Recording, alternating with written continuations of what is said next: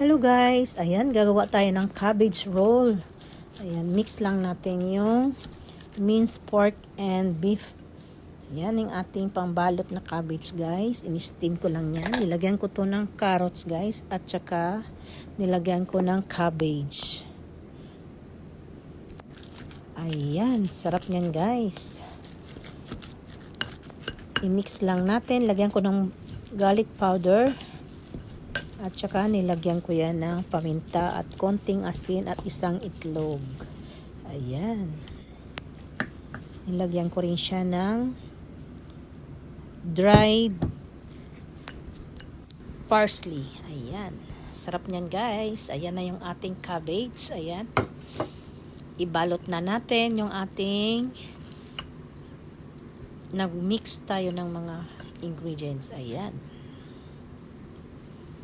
Ibalot natin guys. Ayan, para lang tayo nagbabalot ng lumpia. O, diba? Ayan, masarap yan guys. Cabbage roll. Ayan.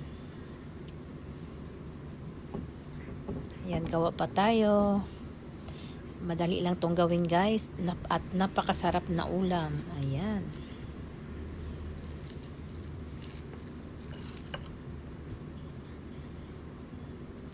Ayan. Ayan, ibalot natin. Masarap to guys. Ayan.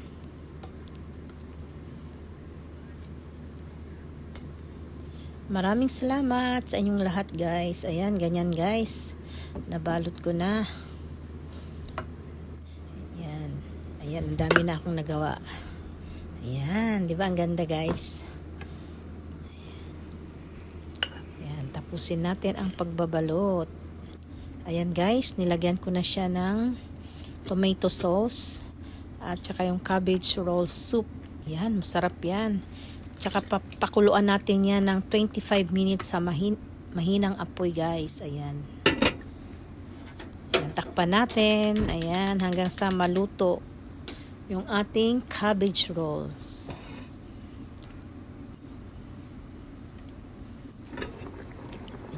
Tingnan natin. Ayan, kumukulo na guys. Hinaan natin yung apoy. Ayan. Sarap nito guys. Cabbage rolls. Ayan, sarap. Kayo guys, anong ulam nyo? Hello. Magluto tayo. Ayan, cooking time.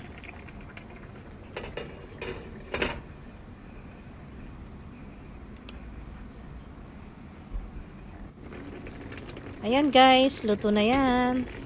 Thank you for watching. Bye!